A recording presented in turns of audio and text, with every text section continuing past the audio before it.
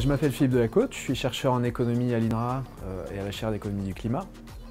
Donc, les questions d'économie circulaire se font dans un objectif de sortir d'un modèle économique linéaire qui passe de l'extraction des ressources naturelles, leur transformation, la consommation et les déchets, vers une réflexion plus systémique dans laquelle les déchets et les produits peuvent être réutilisés et réinjectés dans le système.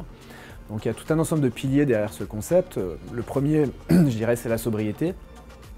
Ensuite, il y a la question de la durée de vie des produits, de leur réutilisation potentielle, et puis, in fine, la valorisation des déchets et puis le recyclage.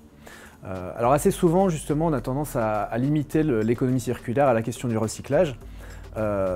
Seulement, cette question-là du traitement des déchets est loin d'être simple.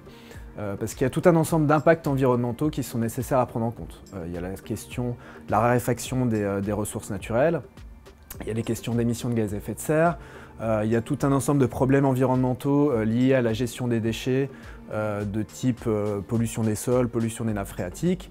Il y a tout un ensemble d'impacts sanitaires. Et donc derrière ça, sur cette question de traitement des déchets, il n'y a pas de solution miracle. Le meilleur déchet qu'on a, c'est celui qu'on ne produit pas en fait. Et donc souvent, derrière ce concept d'économie circulaire, il y a peut-être l'illusion qu'on va avoir une circularité parfaite et que par ce biais, on va réduire complètement l'impact de nos consommations et de nos modes de vie sur l'environnement. Alors, il faut essayer de réussir à sortir de ce système.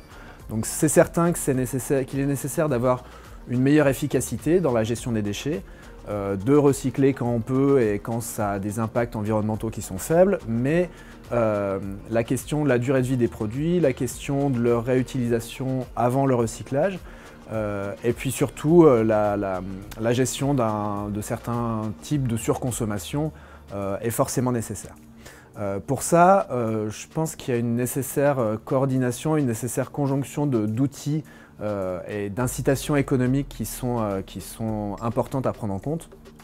Et il faut sortir aussi de cette tendance qu'on a généralement à uniquement considérer la croissance comme un ensemble homogène, mais pour s'intéresser aux questions de composition de la croissance, c'est-à-dire quels sont les secteurs qui sont en croissance, à qui est-ce qu'ils bénéficient, quels sont les effets distributifs de cette croissance, et puis quelle est la composition de cette croissance. Est-ce que ce sont des secteurs qui sont plutôt à faible impact environnemental ou plutôt à fort impact.